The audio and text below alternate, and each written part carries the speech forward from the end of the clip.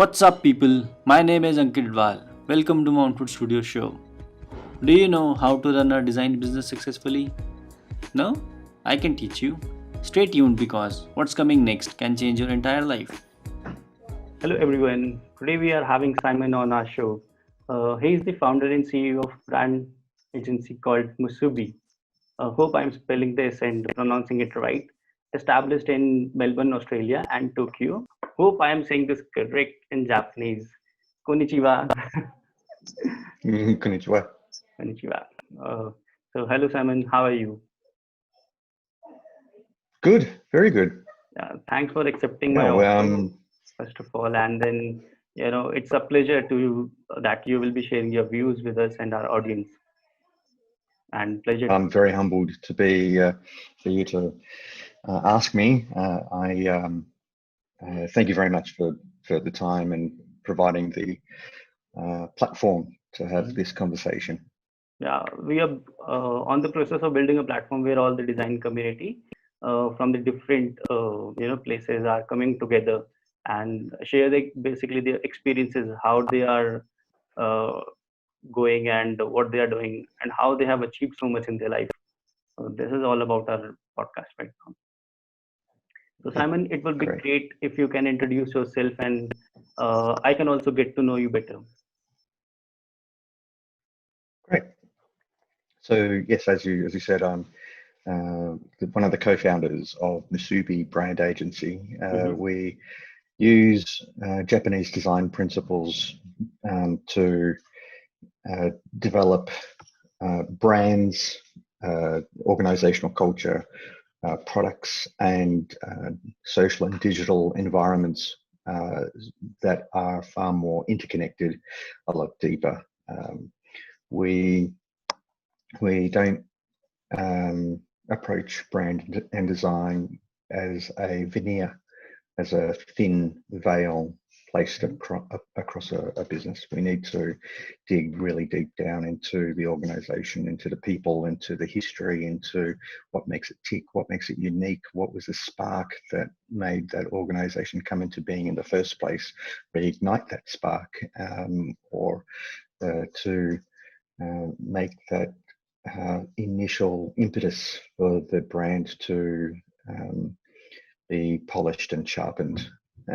So sometimes we don't even have to come up with a new logo for the client. That's not sometimes. So we are very distinct against other brand agencies that will chase a client to redo their logo, come up with a new color palette and a new look and feel, just so that way they can say, look, everybody, how great are we because we came up with this new logo.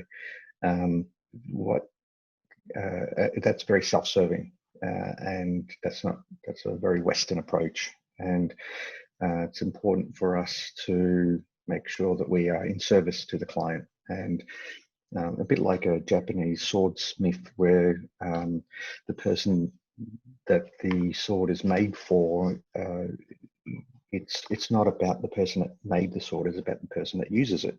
Its function, its esteem, it's at no point is the ego of the sword maker placed into the sword. And the same with our brand work.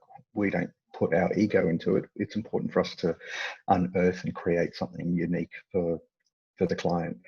And that's only one half of the equation. The other half is then the customers and those people that are interacting with the client's brand. We need to understand them, and we need to understand how the brand will live in the lives of the customers, not only at point of purchase, but beyond purchase. And that means that with that lens, we can identify new opportunities for the brand to have a deeper engagement, to find a competitive advantage, to position away the competitors, and that's commonly known as a human-centric point of view. But often agencies will focus on being human-centric at the expense of everything else. So at the expense of the business. So it could be really costly for the business, but we need to understand how the business operates, what's the finances of the business, what can they do, what can't they do, what is their success measures financially, and the that from that perspective, plus the customer's perspective, and from what we're trying to achieve with the brand, where we then have a much stronger view of where with the weaknesses of the brand, what we need to resolve, what's the strategy for the brand, what are the tactics that we can use to satisfy that strategy. So that's a very long answer to, so what is Musubi? And that's largely because we aren't we don't come in and try and impose something with the client. We will work side by side with them. So it is different, and we enjoy it because it's far more ethical, far more satisfying when we're working alongside clients together to create something that is going to have a stronger meaning in the world. Okay, that's totally great, and especially the example that you are given of the Japanese sword. I think it's like on the another level because I haven't heard anyone else saying this. Because it's not more of a person for whom it is built. It's for the person who uses it. So this is very nice, deep, and having a strong hold on what your culture and what you're trying to achieve, starting from the people to the companies and what initial they are aiming for, and how you approach clients. Like when you said that you need to know everything, so how it is like I'm a newbie, let's suppose I'm a client. Okay, I have came to you regarding a problem, that this is the problem in my company that I'm facing, and I need any brand identity, or I need to look different from others. So how it is you will be helping us? Firstly, we try and reframe the problem. Often it could be a client saying we need a new website, and or we think that the logo is outdated, or we find that the staff performance is pretty low. So whatever that problem is usually there's a systematic issue involved. As an example, if you're at an airport and people are complaining that it's taking a while for the baggage to come off the carousel, a typical approach would be to address the baggage handlers. They need to work faster, and what are some things that we need to improve with their systems and processes. But when we pull back and look at the entire system, we'll discover that it's not the baggage handlers that are the problem, and that's the pain for the client. The actual problem is at the check-in, that we need to inform the customers to check in certain types of bags, certain dimensions, and all that kind of stuff. So that way it makes the entire system far more effective. So whatever the original problem that the client comes to us with might not be the actual problem that we need to solve. So we need to pull back and interrogate the entire system. So it could be a client that is we did a project for Australia's largest water utility called Sydney Water, 2,500 employees, and the initial outreach was from a corporate communications department, and they said that, look, we're having some real challenges with what we're trying to say in the community, and we were also having some challenges with trying to recruit new staff. And then we looked at we spent some time with the CEO, and we asked whether is there anything that's not on the table? Can we, if you're going to be talking to us, can we interrogate everything? And what are some of the key commercial challenges that you're going to be facing over the next 5 to 10 years?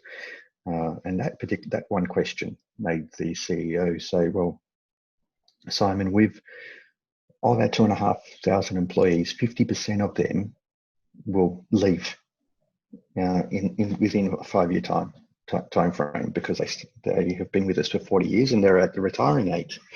And we can't recruit new staff because the younger generation will come in, they stay 6 months and leave. So that's a big systematic problem.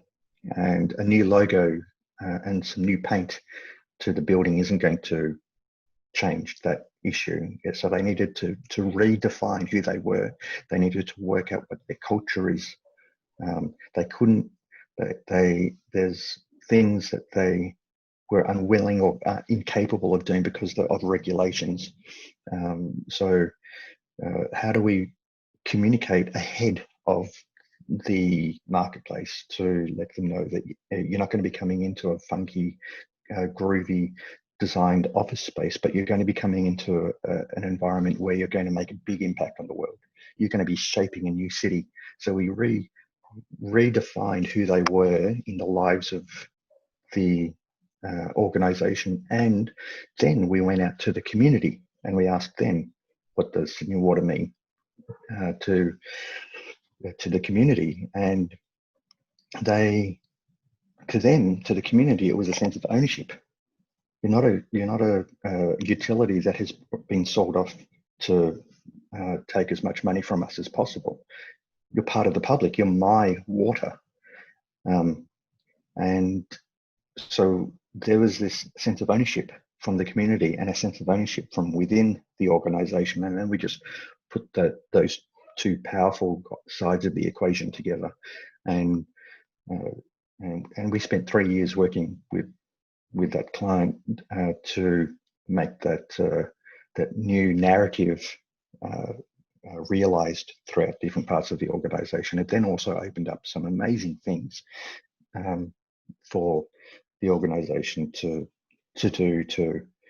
show just how amazing they are, such as when a blue collar, and there was a division between the blue collar workers, or the people who are out there in the trenches, and those people in the head office wearing white collars.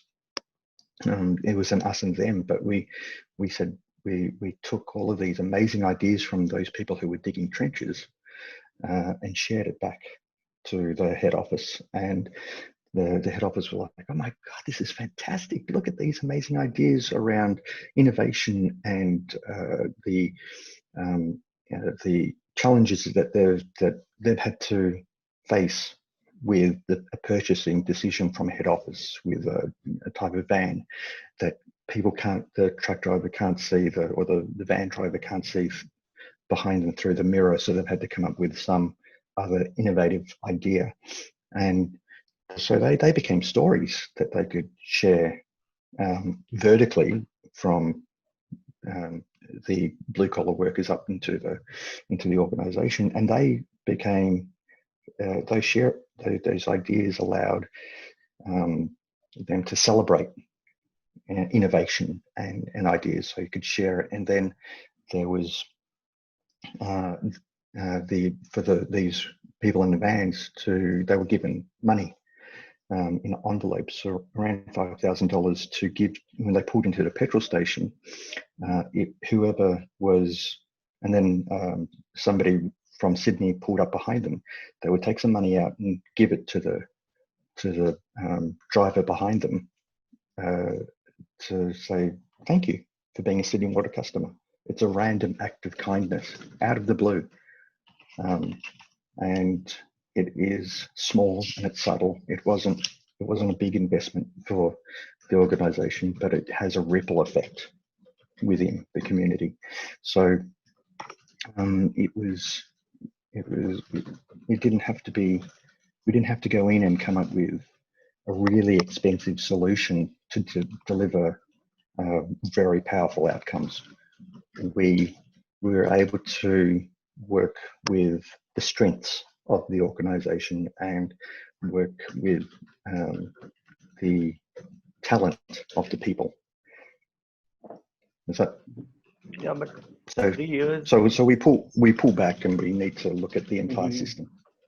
Yeah, 3 years is a, I don't know whether it is a long time or a very short time, but It's a long uh, time. okay, it's a long time. Okay, Mm, and uh, I think time is not important here. Achieving what the main goal is, that is more important, mm. don't you think? Saving water. No, saving the organizations, what their culture and what they were trying to achieve. Like they came to Yes. you and what they were missing, you find out that problem and then given a proper solution, like the driver example that you are giving right now. uh, Normally what branding agency and what I have heard from the internet as well as my fellow friends, uh, they need a new logo, they need a new brand identity, a visual identity which will be more stronger. But the Mm. problem that you have just told me and how you resolve that is amazing. Like, this is totally new to me, and currently I'm thinking right now what you guys are doing.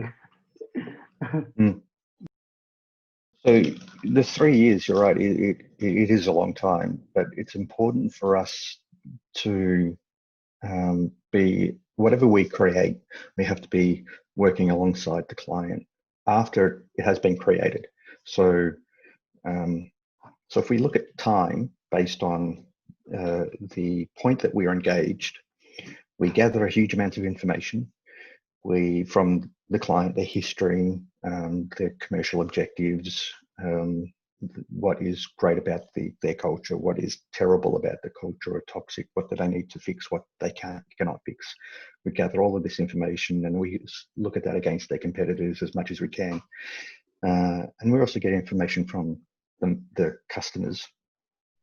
That can take 6 months. Mhm. And then and we don't like to rush it. When we're working with clients, they might come up with these are my problems that they think of off the top of their head. But now they're in problem solving mode. They then think, oh, hang on a minute.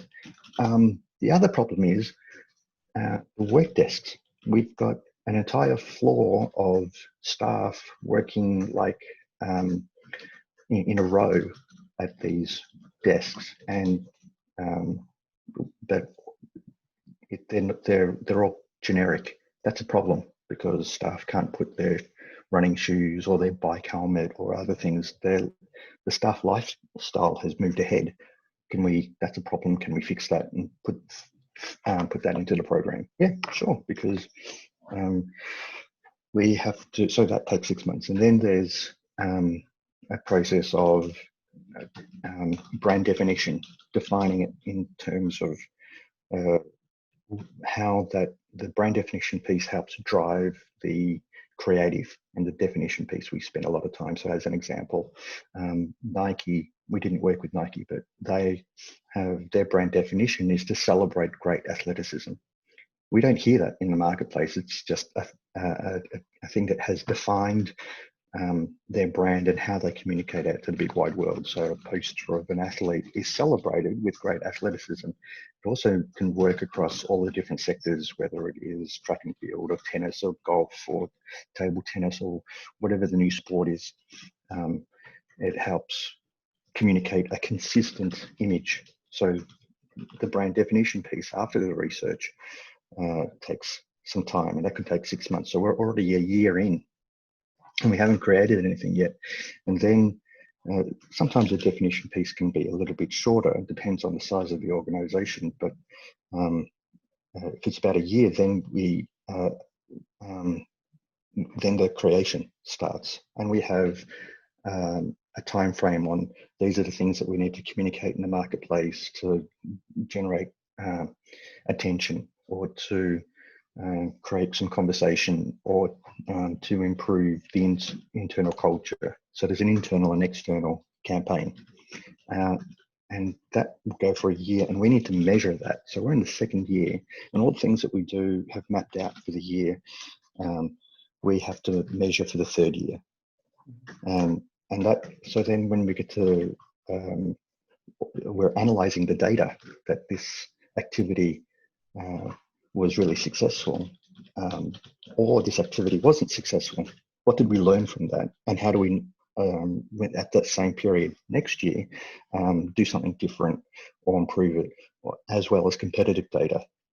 We did this in this marketplace, the competitors did something else.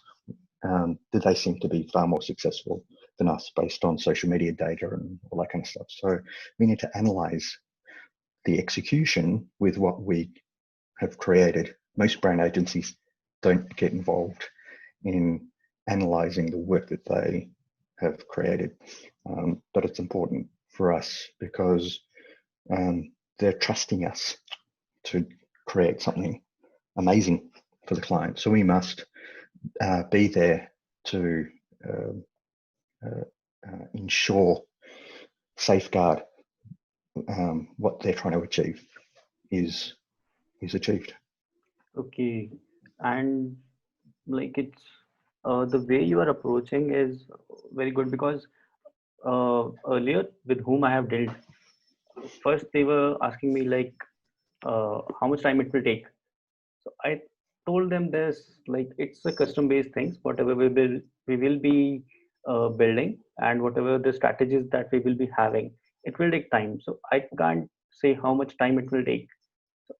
Well, you might be facing the same things like when client is approaching to you, they must have asked the same questions. So how you justify things like this in this scenario, basically? In terms of how much does something cost? Cost and the time it will take. The more complex the project is, the bigger the client, in terms of number of employees,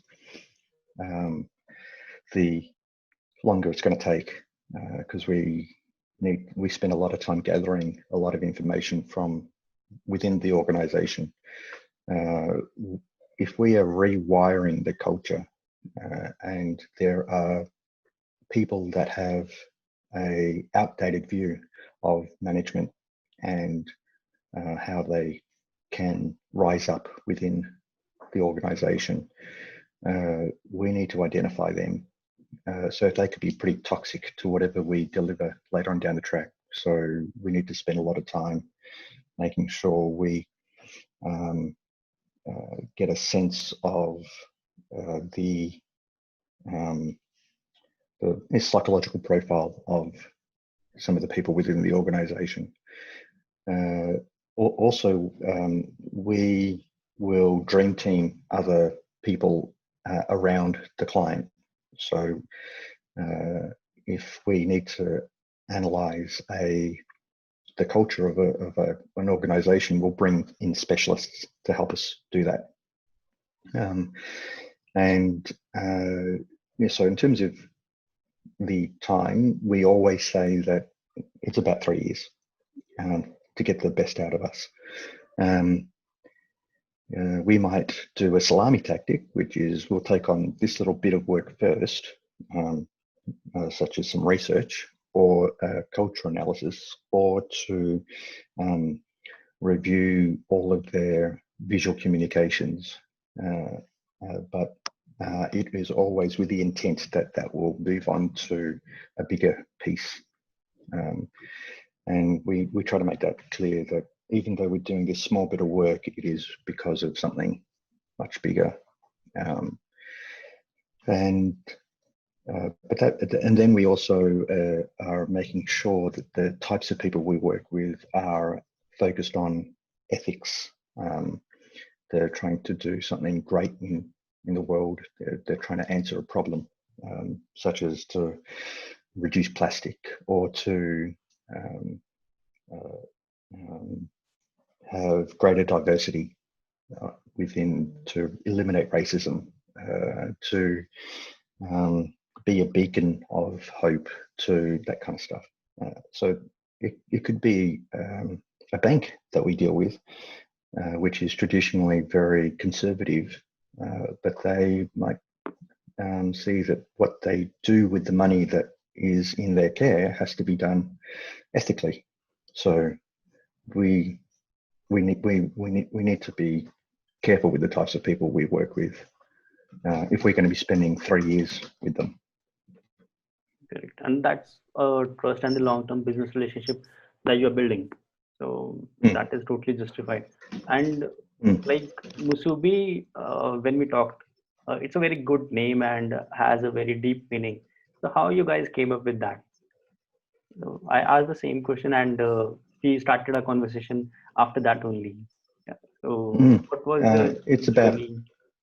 Mhm. um, well, everything that we've described already about having a relationship between us and the client, between the client and the customer, between the client and their organization. That's all tying things together. And if we are looking at, if we're pulling back and looking at the entire system, and they may start off with a problem here, but the actual problem is further back or somewhere else within the organization. We are then tying those threads together, and Musubi means to tie. It is also a very humble meaning. It's not about being arrogant. To tie something together is a very simple idea that will have long effect. The name Musubi is used in kimonos. It's the big but knot that you see at the back of kimonos. So it's not something that you see at the front. Mhm. It is at the back to hold it all together. Okay. So hence the name. Yeah. And how, like, you told me so many things right now. And how was the journey? Like, how you came into this industry and from where you have started? I know that's a long time, but still, I would like to hear this. Wow, that's sort of, you've got one great question after the other. Uh, well, so I've always been interested in um, design and how things connect. I'd also get frustrated with how something was designed. I remember as a kid looking at a handrail, and it was this big metal tube, and it was there as a way so people could hold on to as they traverse up the stairs. And then I'm looking at this big, gorgeous building, and I'm going, okay, here's this really beautiful building and an ugly handrail. Why didn't they think of it at the beginning? Why wasn't it all designed? I'm a 5-year-old kid and I'm already thinking about how this one little thing that I'm touching impacts the thing that I'm looking at and I'm about to walk into. So you Um, were 5 years right now when you were thinking so many things. 5 years yeah, old. it's my mother is an artist. Okay. There's a bit of work there, Yeah, I can see. and so from a very early age, I was trained to see the world differently, and but that question of why is it not done properly makes you curious about who were the decision makers, what was the driving forces for them, and that these are questions to keep pushing you to um, understand the world of business, to understand the world of design, to understand the world of consumers, to understand how people move up to and in and around space, how people live with design, the manufacturing process, that kind of stuff. So always interrogating, you know, how on earth did somebody come up with this ridiculous idea? Why does it exist? Um, and then you find answers around the world. So in Greece, you'll have houses that don't have front door or a back door, but the way how the house is orientated, and they'll have a pergola or an area where vines will grow over it, which provides shade. And the house, and then the thickness of the walls, and the house is cool in summer, and then it's warm in winter. And they, you know that they've gone through a period of experimentation to find the best way to create a house as cheaply and as effectively as possible, and without technology. So you find answers all around the world to big problems, and then that's the same thing with if you're always asking about all of these different issues, then you can weave a whole series of answers together. So You come up you with a new solution. okay? So you did your graduation in the field of design, or you have chosen something else, and then came back to design? Both How is management and design. management and design? Okay, and after your degree, or getting your degree, you directly started your startup, or you took some time? Yeah, no. Side? I wanted to see what it was like in the real world and learn about what I wanted to. Each agency I worked with and each company I worked with, I was there to learn, and I would even test some of the people I would work with, because I was always curious about the promise that an organization gives before you start. And then I'm going, yeah, okay, that is all nice words and stuff, but what do you really like? And then you test them, and you might say something that is in a meeting that it might be controversial, and then you get to learn what the culture is like. Who were the key players? Who are the ones that are trying to wield more power? Who are the ones that are actually really good at what they do, but they don't talk up and they just get on with their work? And you go, wow, that's really cool. I'll gravitate towards that person because I can learn from that person. I can't learn a lot more from somebody who's arrogant and has an ego and is focused on their own career. They're not concerned about everybody else, because a brand business is about people. It's a time-based business. So I would learn about their systems and how they did things, and how they engaged other collaborators. I wanted to learn about the financial operation of a business, and what's ethical and what's unethical, and what's the responsibility that the business has to the people that they're hiring.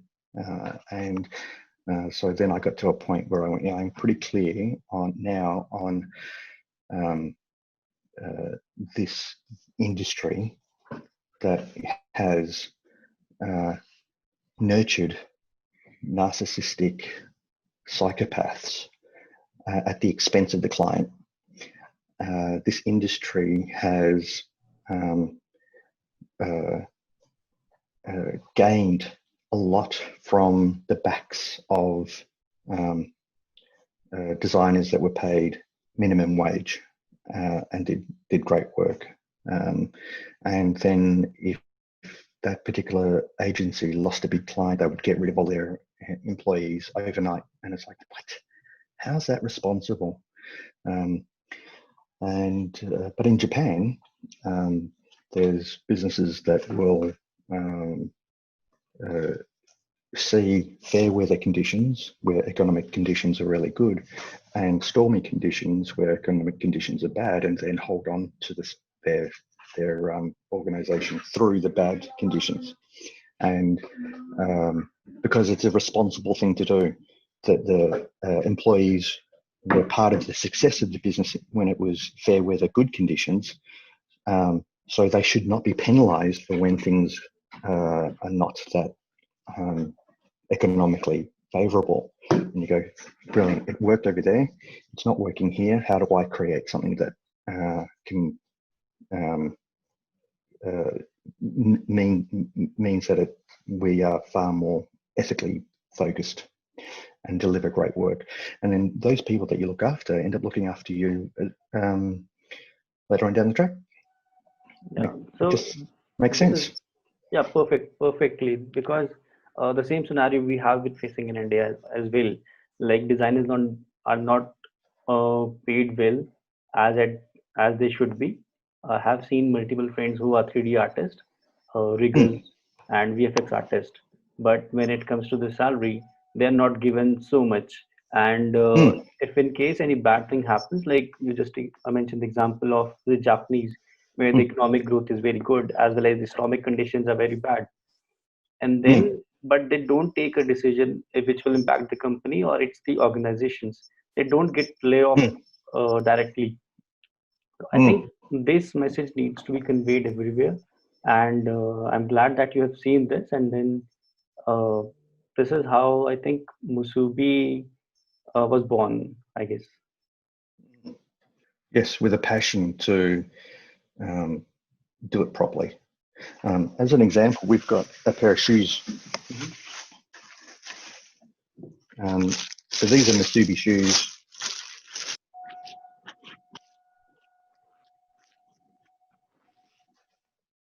Oh, they are nice. But yeah, they're really, really cool, super comfy. I'm still wearing the prototypes, and it has little embossing here on Okay. Musubi on the shoe. But the what is our approach to clients was the same approach to something as simple as a pair of shoes. We needed to find um, suppliers and manufacturers that were ethical in their approach, and um, we made sure that there was um, a living wage given to them. Um, a country um, like Bangladesh or India or Pakistan or China, Taiwan, Vietnam, they will have relatively low um, uh, costs for manufacturing, but it's not fair. Um, so we made sure that all the materials are ethically sourced, that the um, employees got a living wage through the manufacturing process. And it was a very hard thing to do. There's thousands upon thousands of manufacturers out there that um, are built specifically to provide lowest cost, Mhm. push the price down of the employees, and profit maximize on it for the Western market. And but so we have we're very proud to have a pair of shoes that we know will last, that has been made by the hands of um, people that are being paid properly. Yeah, that's very nice. And the material is like leather or what? Yes, It's leather. yes, Yeah. yep. So it's not very supple. It's a type of leather that will um, take a while to mold to your foot because it's from older Okay. cows. So they've lived a life, and Okay. yeah. Yeah. So, like, you're more influenced, or I say you are combining the culture of the Australian as well as the Japanese. So, how does your client, especially the Australian clients, see this when you tell them that we are following Japanese culture and it's a foreign, culture, and how you manage to convey your message and what you're doing to them? Your questions are amazing. Thank you. So I was just curious when I read about Yeah. you and we were having a conversation. The first very thing I discovered was the name Musubi, and your logo Mm, was very subtle at the same time. It was having a very small mm, red dot, and it impacted me a lot.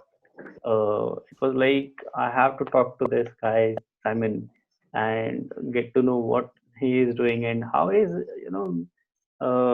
collaborating everything. mm. Um, that is a big question. How does the Australian culture and the Japanese? Well, it's that type of question is really intelligent. So it's a bit of a challenge, but it's Mhm. anything worth doing has to have a bit of a challenge. Most of the Australian decision makers are very, or let me put it this way: the 90% of the population is above the northern hemisphere. Australia has 27 million 27 million people. It's really not a lot.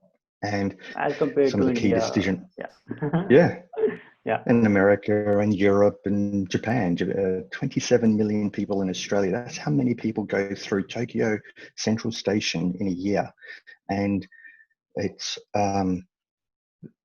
so 27 million people and we have 2.5 kilometers of space on average, based on the size of Australia. So we've got open spaces. We have our competitive forces are not as intense as Europe or America or other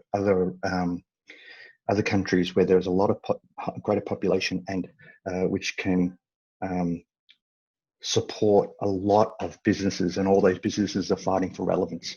So those businesses in the Northern Hemisphere are driven by CEOs and leaders that want to find the next edge.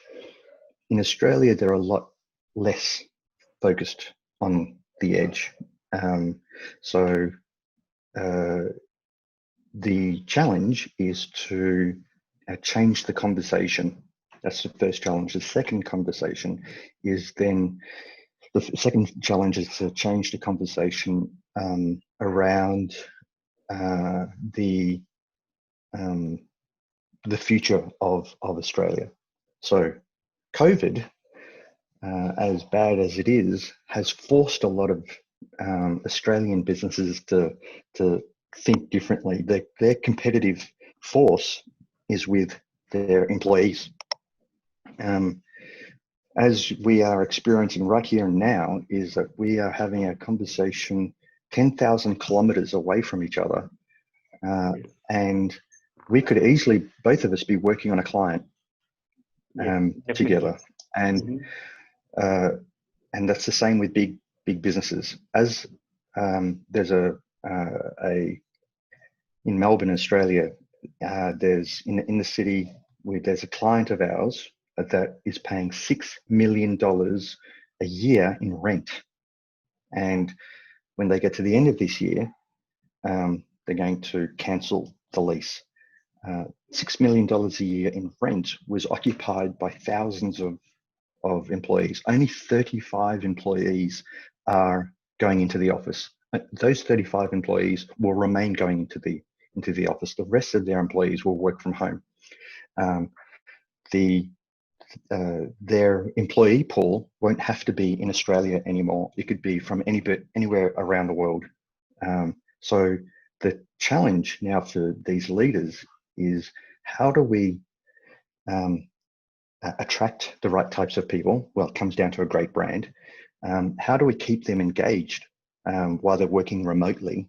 It comes down to making sure that the brand is defined in human terms. How do we increase, or how do we get performance out of people that are working from all around the world? And that's through being able to communicate the vision of the organization. And they're things that are very, very alien to leaders that are in old world thinking, in scientific management thinking, which is to impose a job description and a set of tasks, and here's the amount of money you're going to get paid to do those tasks. That is old industrial revolution thinking, and we're living in a world where we are engaging people's ideas, people's beliefs, people's potential. So the brand has to be shaped around that, and Australian decision makers are going to lag behind because they're full of old world thinkers, because they've had it so nice, so safe. We've never had a war. We've been in wars, but Australia land has never. We've never had conflict within the borders. I mean, we have conflict between certain types of politics, but we are and then we've got a generation where they've never experienced economic hardship, where but you have cultures like the Philippines and India and Pakistan and Bangladesh and America and Canada, where they've had each and every single generation can see economic hardship. You see it on the street. You walk through. You can go to parts of San Francisco and LA or New York, and you see homeless people. You can walk through Manila, which so these are places I've been to, and you can see a big, gorgeous building and a slum right next to it, and we don't get to see that. So that awareness of the how sharp the world can be isn't as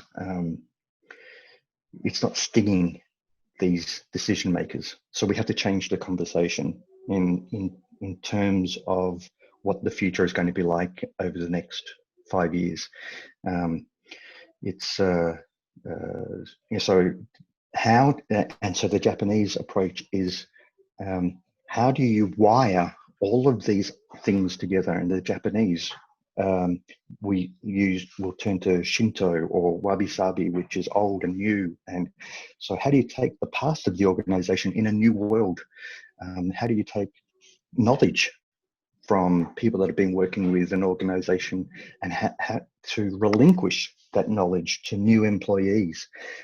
We have a control mindset within Western businesses. This is our knowledge, you can't ever have it. Or if we give you some knowledge, it's only because of the task that you're employed to do. You have to jettison that and go, this is who we are.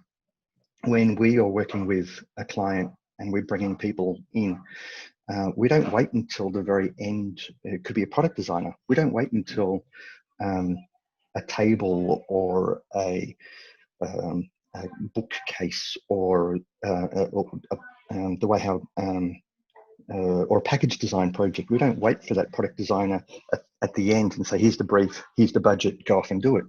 They're talking to the client from the very beginning. And we're exposing that designer to the client and to the world that client is in, because that means they can come up with bigger and better ideas.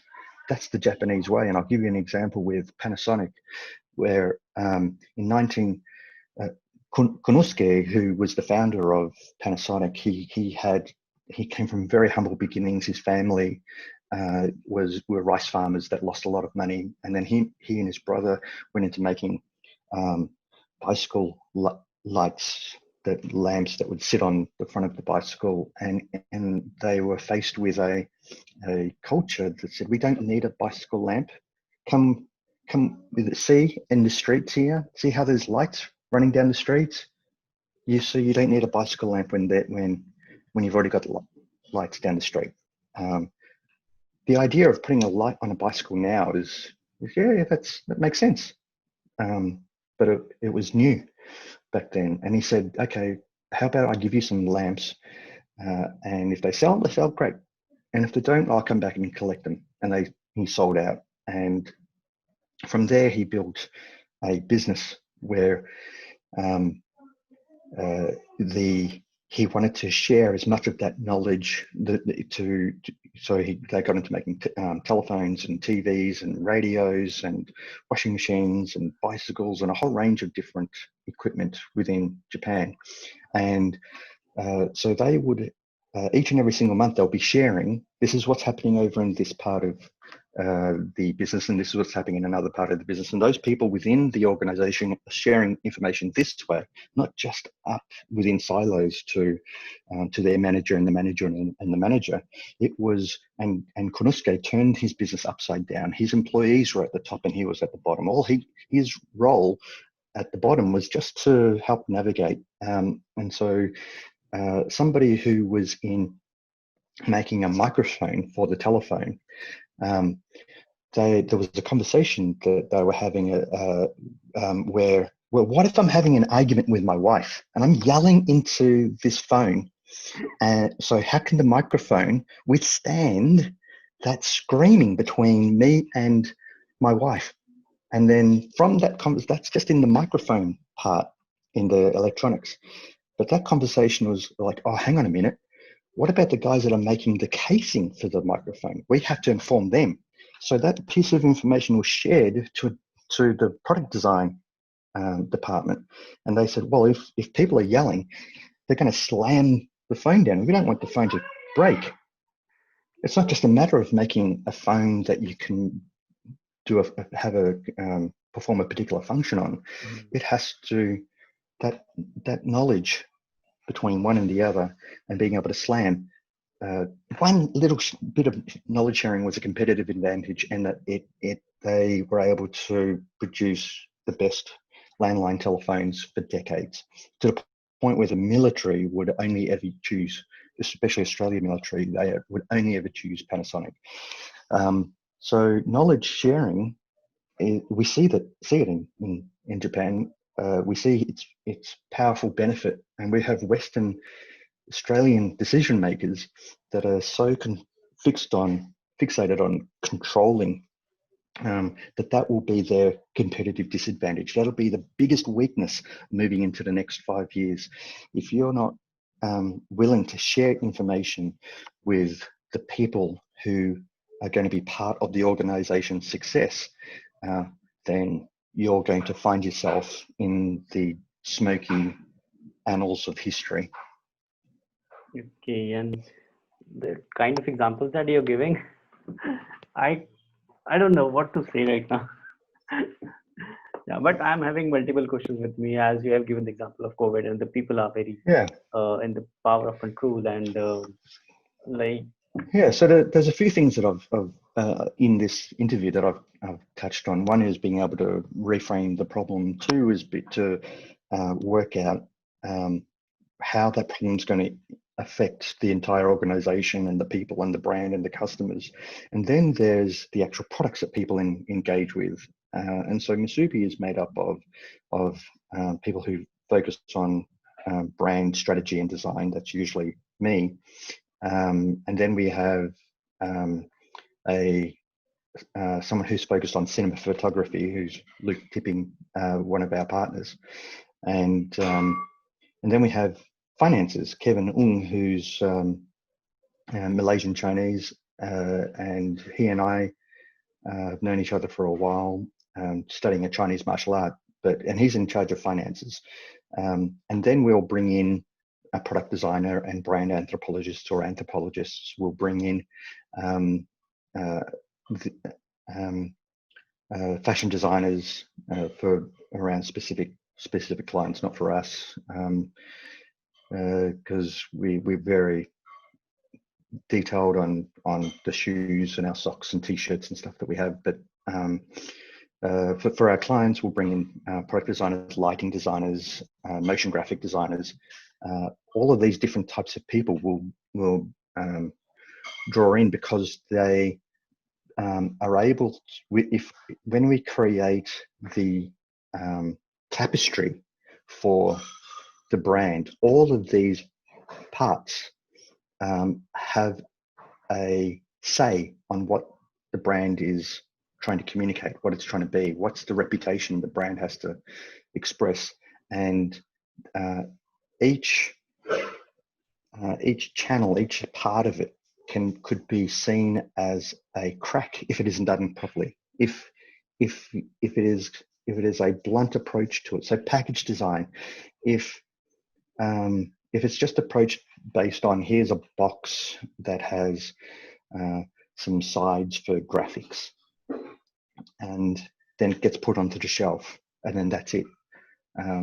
That misses so many opportunities, because the customer gets frustrated in opening up the box, and then they've got a plastic bag that they have to contend with and open that up, and it's that moment of frustration is an opportunity for us to make the brand speak something, and that ability to define the voice and the story of the brand and have it expressed through a touch point for the customer, that's what really drives us. But they're all the things that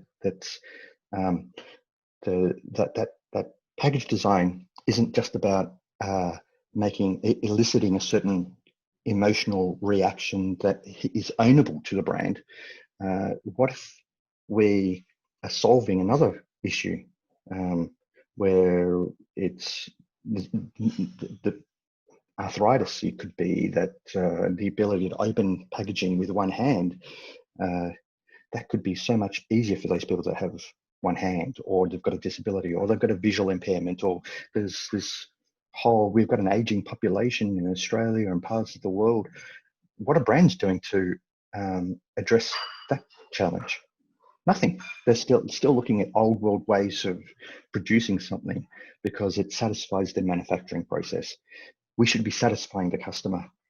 That is the entire point of brand, is to find ways to satisfy the customer and for the brand to live with that customer. It could be something as small as a pen. Oh, the other thing, sorry, when I was 5 and I was frustrated with this handrail with a beautiful building, I was also had a Japanese neighbor, and I would play with their 5-year-old daughter for years. I'd jump over the fence, and one day I jumped over and the house was empty. And then a year later, there was a knock on the door, and it was the family that had come back to Australia to apologise to this, by then 80-year-old boy, for leaving so suddenly. And I was like, I couldn't. You've flown from Japan to Australia simply to apologise to this little boy, 8-year-old boy, and that's because the Japanese don't really see kids as subservient. They're just little people, and they'll talk to them like adults, and they treated me like I was part of the family. But they gave me a plastic, cheap pencil case, and I was frustrated with the pencil cases that I had. The ruler would stick out. It was a vinyl bag with a zip on top, and the ruler would stick out, and there was pencils in it, and my the eraser and rubber would get smudged with all the pencil marks and stuff in it. But this Japanese, really, really cheap pencil case had a ruler that you slide out, and there was a section that would pivot out that the eraser would sit in, and then there was a section for your pencils. And I was like, oh my goodness, I'm living in the dark ages with this vinyl bag, but the Japanese have worked it out. So it doesn't have to be, design doesn't have to be expensive. It can be really, really cheap, but it has to be really, really considered. See, same I was saying that the example that you're giving, and I'm glad that we meet. Yeah, me too. Yeah, but it's like two CEOs are meeting together and then having a conversation. I'm just here to listen to you, and that's it. Yeah, I'm enjoying this conversation a lot, and hope I'm not taking your time and you're not busy. No, yeah, I made sure I was free for this call. I'll also let you in on a little secret. I'm half Indian. My mother's Indian. Okay. My father's English. So I try to. So India has a very soft place in our heart. I grew up with stories of Ganesh mainly, and as well as Buddha and the Mahabharata and places in India, and it was always I've never been, and I'd love to go. Aji and Aja went. We call them Nana and Nani because they don't like Aji and Aja. They went a few years ago, came back, and it was they loved it. It was they love Australia, but they also love the rich history of the Indian culture. We tap into that as well with our clients, where they. But we tend to use Indian culture as a way of making a point. especially if there is some racial undertones that we're not happy with, and we go, okay, well, if you're not happy with Arabic, say, we'll then get rid of, stop using 0, 1, 2, 3, 4, 5, 6, 7, 8, 9, which is an Indian construct. Indian mathematicians came up with the ability to go from letters to numbers. Then or it could be through hospitals or health or knowledge sharing, or through cooking and food, vegetarian dishes. Certain parts of southern India are famous for certain types of dishes, or it could be how they rose up and defeated the British and turned to their own national resources to stave off as British stopped ships coming in with food and supplies, and how to be able to communicate and create a national voice across such a large land against a country that was so much more powerful at a military level. So that's we tend to turn to India a lot to punch holes in people's arguments, and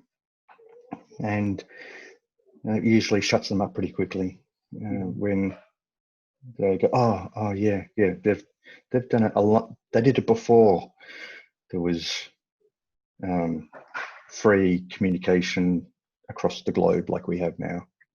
Yeah, that time was totally different, and the kings needs to be united because India was divided into multiple many kingdoms, and the message was to be conveyed that this is not the right thing, and we need to unite ourselves. And the communication that you are talking right now, the message needs to be conveyed to every single people, and then unite them and fight against what they were doing.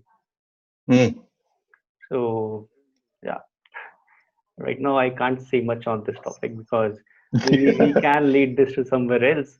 So it's better to leave it here and then. But it's important that when we are dealing with organizations that they might have different, so HR and marketing and property, if it's a business that has, say, it's a retail network, and social media and finances, they are all stuck in their little echo chambers and silos, and with their own kingdoms. And it's important for us to unify them, and so often that's a big challenge. It's another reason why we work with clients for 3 years, is because we have to work with people to take them along the journey, for them to understand the importance of where they are to where they can be. And that term is going from good to great. Yes, you're good in these different parts of the business, and that's been good. You've been around for, say, 20 or 30 years, or however long the business has been around, and you're still here. Good, but you're not great. And then when you get to great, what does that mean? Because you're on a new platform there, and now you can get to see how everybody is working, and so it's important for us to analyze during the third and sometimes fourth or fifth year, if there is an employee value proposition program that goes out to recruit employees, we need to see the value to an organization that they get from an employee is around 2.5 years. If an employee is, especially in the Western society, if they leave after 6 months, that's pretty common now. An employee will work for 6 months and then leave. Go, I don't like you guys. You're toxic. You're arrogant, or you don't give me the things that I need. So that's a problem with the messaging. If we've put a messaging out that's attracted a certain type of person, and they feel like they have been lied to, deceived, they're not going to hang around Correct, correct. because, yeah. I So, think that is where the communication strategy and the brand strategy comes in, because mm, communication strategy is what deals within the organization as well as with the clients. Then mm, a proper message should be conveyed to everyone, so that if a newbie comes in and he recognizes that the company is having a toxic environment, but still there are certain cases like what is the need of a newbie, is he joining for the financial crisis, or what kind of problems he might be having, he has to say stay in the organization. But if a branding agency comes in and improves the quality of the organization, mm, I think he would love to stay for a longer period mm, of time instead of leaving for the working 6 months and then leave. mm, So I think, yeah, communication strategy comes mm, in this particular case. mm. Do you agree on this? Yes, we create welcome, so it's important. Um, uh, when somebody's coming in to an organization and they think that they honestly believe that that business uh, is a socially and emotionally intelligent and socially progressive organization, and then they find that they get shown to a desk. Here's your computer. This is the person that you're going to be working alongside and reporting to, and that's it. Yeah. So it's a when an employee comes into an organization, they with a certain belief, that's an opportunity um, to open up the world of the business. Most businesses will take an employee and say, here's your desk, here's your phone, and this is the person that you're reporting to, and then leave them alone, and leaving it up to the manager uh, it, to almost circumvent what the business is about. That line manager could turn around and go, well, let me tell you how things are done around here. And um, but and that person might be incongruous to the values of the organization, because that person wants to they have their own agenda. So we create a welcome pack, a box, and it's a non-negotiable when we have work with clients. And in that box, it has a book about the brand. This is what we stand for as an organization. These are the things that we celebrate. These are the things that we do not tolerate. These are the things that we um, we want to share with you. We are an organization that has achieved this, and we've achieved that, and your department relates to this department and that department and this department, and you should, and these are the people in those departments that you can talk to. And then here's a map of this is where the business is, and these are where the post office and the dry cleaners and the chemists and all the things that you don't even think about that are close to you. And then here are some temples, and this is the diversity profile of our organization. We have Muslims, we have Hindus, we have atheists, we have Christians, we have Buddhists, all of that kind of stuff. So and then here's some information about those religions. So you're armed with, if you see somebody wearing a turban and you know they're a Sikh, then you should have some awareness of what their culture is like. And it could help stimulate a conversation. And so even in the world of COVID, we still demand that our clients take a welcome pack box, because when they're onboarding somebody remotely, it could be somebody in another country, that box can get sent over by surprise and say, here's the team of people that you have working around you around the world, and this is what is great about them, and how you a little bit about our organizational cultural background. That type of information is uh, um, is critical in understanding the context of where you are within the organization. It helps frame the communication types that you have. Instead of in Australia, there's Harmony Day, where it's one day to celebrate the diversity of cultures that are in Australia, but every other day, it's people that will. If you and I were working in an office and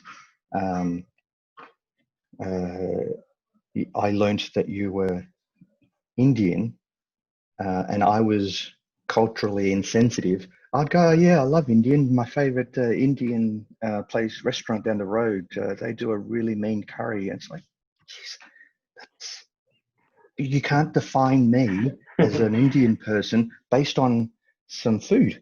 We have a rich and powerful, long history and culture. It has these positives and negatives and color, and there's so much to it. But I'm also me as a person. So don't just look at me based on what you can determine from my name and the color of my skin. I like tennis and I like action movies or drinking green tea. So those things should be where the conversation heads to, not based on your job title and your nationality, and that gets conveyed in the welcome box. I mean, like, first of all, congrats to your answers that you're giving me. I think it's been 3 years I'm in this design industry, 3+ years, and before that we were into IT businesses. But I have transformed from the IT company to branding agency, so it was a lot, and the team members needs to understand what I was thinking, and the message should be conveyed to them clearly, because at the end they will be working within the organization. So it was very important for me to understand, and the way you are explaining things, and I will definitely take information from you, and we will have a different session with them. So this is what Simon said, and these are the things that you need to learn. Like, let me give you an example. One of my sir, he is in the UK. He works as a project manager. I don't know the designation, but he is having 25 years of experience with the IBM, a different organization, but currently he is working with the IBM. He gave me case studies from the Harvard Business Reviews.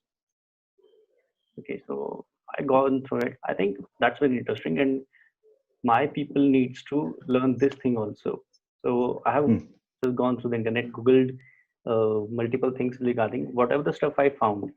I have passed on to them, excluding the material that I got from the sir, because he told me that not to convey this or to proceed somewhere else because it's confidential. So I have not provided all the materials that the sir gave me, but yeah, whatever things that I have learned, I have conveyed to them. So like you were saying, you need to understand what the culture is and what kind of message a person wants to give. So within the organization, leaders needs to understand this thing, that you have to treat your employees like your family, so that they can stay longer with you. Even in the same, like, you must have read that Oyo laid off Oyo. There were other companies who were laying off many people.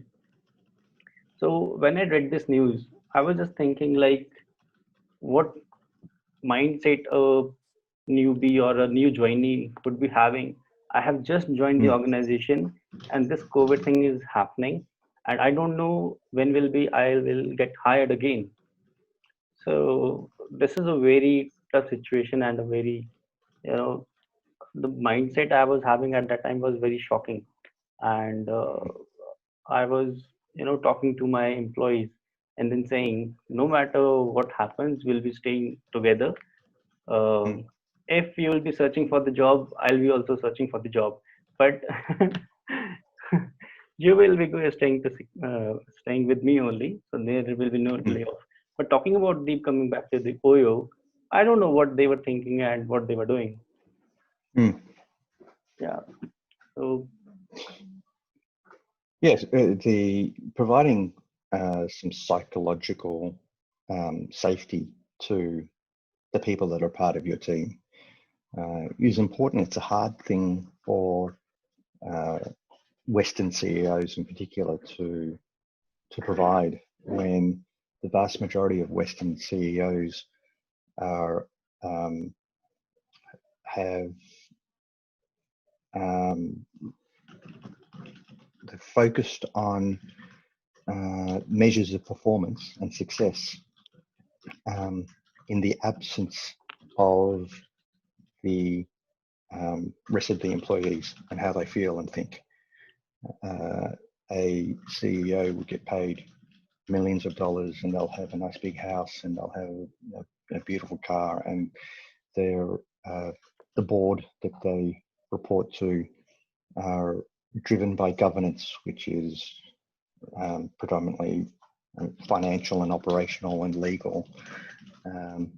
Where within that construct does it include looking after your employees and how they think and feel? And if somebody in HR says, "Oh, we really should," it ends up being a an outside program that comes in and is bolted on, and you have there's a certain amount of money that the company pays a psychology firm for your if you want to talk to somebody. That's pretty shit. So, but we've seen it done properly before. So there's precedence, which mean, and it has worked, such as Panasonic. They don't. When in 1929, when there was a Great Depression, Konosuke made it clear to his employees that I'm not going to get let go of anyone, and because you were there for me during the good times, so it's why would I let go of you when it's during the bad times? You looked after me. It's my job to look after you. And correct. yeah, so they reduced production. He got people to work from one part of an organization to another part. But the benefit was that when the economic conditions turned and Panasonic's competitors went, "Oh, we want to take some of the Panasonic employees because they're already skilled," and the employees go, "Why would I go to you? This Panasonic's looked after me. I'm going to look after them. They looked after me during this terrible period, so I'll return the favor and look after them." And then so suddenly this organization has they're in the starting blocks, ready to go, bang, and off. They're already running down the track as where all the competitors have to hire, have to train, have to get them productive, and that can take years. And Panasonic they've looked after their employees and they're already performing. And after the 1920, after the Great Depression, that showed it was one of the they ended up becoming a $9 billion in the 80s, a $9 billion business where innovation was going from one part of the organization to the other. It was crazy. So a short window of pain delivered a long-term gain. Look after the people. Correct, correct. And this is also like I'm also talking to my friends, to my juniors also, and within their organization, they are having like facing one problem, that is people are getting laid off. Okay, and companies are taking advantage of them. Like if I'm a person having 5 years experience working in a very esteemed organization, I have been laid off, and eventually I have to get back home, and because I needs to be on a safer side. I need to be on a safer side. I have applied to multiple organizations, and the current package that I'm getting, I'm not getting half of that. And what do you think on this? Like, uh, there might be some people who are taking advantages of this and organization. So what are your views on this? It's a very serious problem and needs to Yeah, be heard. yeah. So where exploitation is um, wherever an unethical organization can take advantage of people, they will. Hmm. And so that's where countries introduce regulations. Australia has some of the strictest regulations, which is good at safeguards, but we also, the country itself has like a social security ways to ensure that not only are there regulations to prevent or reduce exploitation and laws to penalise exploitation, but there's also a financial safeguard that the country provides to help weed out exploitation. So it's a bigger challenge, but as a brand agency, we don't work with um, we're pretty quick to say no. We spend a lot of time up front trying to get to know the organization, and it doesn't matter how much money they want to throw at us. If they're exploiting their employees, we're out. Um, and um, with and as an entire industry, um, if every single brand agency said no to unethical employers and companies, then there, especially those ones, then that industry cuts off their voice. The power of a brand agency is to give that business a voice in the marketplace, and um, it will dull it to a point where it's probably a whisper, and then those ethical businesses will sing far more clearly and loudly in the marketplace. Warren Buffett, he a few decades, or about a decade ago, he started to pull his money out of non-renewable businesses and put his money into green business, and that so then those businesses, because they provide greater returns on investment, but they green businesses deliver a ripple effect of value into the community and into the environment, and um, and so over time, as more and more investors started to put their money into other green businesses and build up a market for green businesses, those that weren't green focused struggled, and so it takes time. So, but it's important that there's some kind of ethical framework from an employee's perspective. They also have to do the same thing. So we, at one part of the equation, are using our ethical power to send a message. Employees should also be able to say, no, I'm not working for you. We've seen examples of that throughout the past, where people will go on strike and not work for a company that has a poor safety record, or that the employer has reduced payment, or they're not paying what the industry recognizes, and all that kind of stuff. So if they employees should realize that they are the legs of the table on which the business is sitting on, and if they just stood up and said no, Mhm. used their collective voice and power, then the employer is left to say, well, okay, we'll do it properly, uh, and that's what we hope to see. There are certain countries where it's hard to do, but we try to make sure that even down to our shoes, we found it really hard to find manufacturers that were ethical. But the more and more, if um, if more and more fashion brands start to become ethical, then that will change the manufacturers, and the manufacturers will change the way how they hire employees and how they pay them. Okay, we'll give them a living wage because that's a condition in being selected by the marketplace. Market forces isn't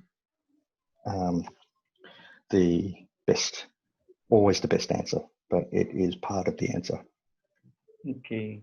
And there are like this tough situation. There are companies, I'm specifically talking about the design agencies and the branding agencies who are struggling a lot. Okay. You are from the management side and you have been in this organization from a long time. So, what would you suggest to them? How they manage their finances, make their sales, and how do they cope up so that they don't burn themselves? Uh, you have to have a flatter management approach. Um, depending on what the brand agency wants to offer in the marketplace, will depend on how they approach it. But a lot of the ones that are faced with COVID restrictions are now